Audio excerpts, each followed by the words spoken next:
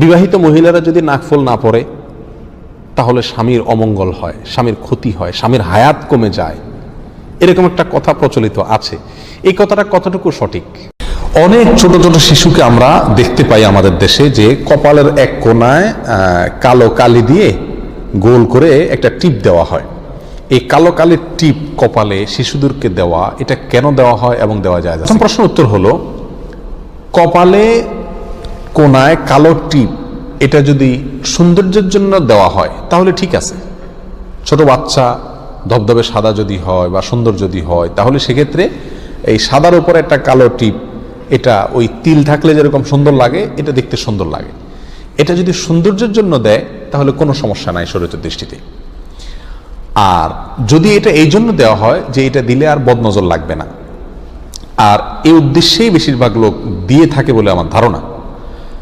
যদি কেউ এই উদ্দেশ্যে লাগায় যে এই কালো টিপ দেখলে মানুষের কি লাগবে না, আর বদনজর লাগবে না, তাহলে সেক্ষেত্রে এটা গর্হিত কাজ, এটা কুসংস্কার, এটা পরিহার করা জরুরি।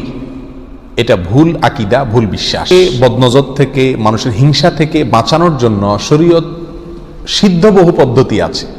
যেমন আপনি 3 কুলের আমল করেন, পড়ে ফু দেন বাচ্চার উপরে, ইনশাআল্লাহ কোনো বস্তু তাকে ক্ষতি করতে পারবে না। কিন্তু আপনি এই যে কালো টিপ লাগাচ্ছেন, এই কালো টিপ দেখলে কি লাগবে না, বদনজর লাগবে না, এটা সম্পূর্ণ কুসংস্কার, ভুল ধারণা। আমাদের দেশে শুধুমাত্র এই কপালের কালো টিপই না, আপনারা খেয়াল করে দেখবেন, কারোর যদি মাসার নিচে ভালো লাউ ধরে, কুমড়া ধরে, কোনো ক্ষেত খামারে ভালো ফসল হয়, তাহলে সেখানে দেখবেন একটা মাটির হাঁড়িতে কালি লাগায়া ঝুলায় রাখে। তো ছেলের কপালে না হয় সৌন্দর্যের জন্য লাগাইছেন বুঝলাম, ওই খেতে মাছা কেন লাগাইছেন? ওইটা দেখেই বোঝা যাচ্ছে এটা বদনজর থেকে বাঁচানোর জন্য লাগায়। অনেকে মনে করে এটা এই যে লাগানো হয়, এই লাগানোটা কেন? এই লাগানোটা এই জন্য যে একটা মানুষ যখন দেখবে সুন্দরটার দিকে নজর না পড়ে ওই কালো দেখে তার মনটা খারাপ হয়ে যাবে আর সে আর বদনজর দিবে না। এটা একটা মানুষের ধারণা, কিন্তু এর সঙ্গে ইসলামের কোনো সম্পর্ক নেই এবং এটা সম্পূর্ণ ভুল ধারণা। বদনজর থেকে বাঁচানোর সাথে এই কালো কালি লাগানো, কালো টিপ লাগানো এগুলোর কোনো সম্পর্ক নাই। অনেকে আছে আবার দেখবেন যে ক্ষেত খামারে বা এই ধরনের জায়গাতে ওই গরুর যে চোয়াল আছে দাঁতের, ওইগুলো ঝুলায় রাখে যাতে কেউ ক্ষতি করতে না পারে। এসব গর্হিত, এসব কুসংস্কার, এসব ভুল ধারণা, এবং এগুলা পরিহার করা একজন মুমিনের জন্য জরুরি। কেউ যদি আকীদা পোষণ করে যে এগুলোর কারণে এটা ক্ষতি থেকে বাঁচবে, তাহলে এটা শিরকে আসগার হবে, বিধায় এগুলো থেকে বেঁচে থাকতে হবে। তৌফিক দান করুন। বিবাহিত মহিলারা যদি নাকফুল না পরে তাহলে স্বামীর অমঙ্গল হয়, স্বামীর ক্ষতি হয়, স্বামীর হায়াত কমে যায়, এরকম একটা কথা প্রচলিত আছে। এই কথাটা কতটুকু সঠিক? এর জবাব হলো, ভাই, আল্লাহ সুবহানাহু ওয়া তাআলা প্রত্যেকটা ব্যক্তির হায়াত ঠিক করে দিয়েছেন। স্ত্রীর নাকফুলের উপরে স্বামীর হায়াত ঝুলে নাই।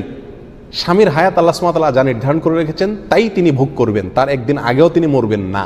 অতএব স্ত্রীর নাকফুল পড়ুক আর না পড়ুক, তাতে স্বামীর হায়াতে কোনো প্রকার কম বেশ হবে না। হিন্দুদের মধ্যে এই বিশ্বাস আছে যে স্ত্রী যদি শখা না পড়ে, স্ত্রী যদি চুড়ি না পড়ে, আপনার বিবাহিত স্ত্রী যদি আপনার নাকফুল না পড়ে, অথবা এগুলো হারিয়ে যায়, অথবা এগুলো ভেঙে যায়, তাহলে স্বামীর কপাল পুড়ছে। এই ধারণা কাদের মধ্যে আছে? হিন্দুদের মধ্যে আছে। তো হিন্দুদের থেকেই এই বিশ্বাসটা আমাদের সমাজে কিভাবে যেন চলে আসছে। এই বিশ্বাস ইমানের সঙ্গে অসঙ্গতিপূর্ণ বিশ্বাস, বিধায় এটা বিশ্বাস করা যাবে না।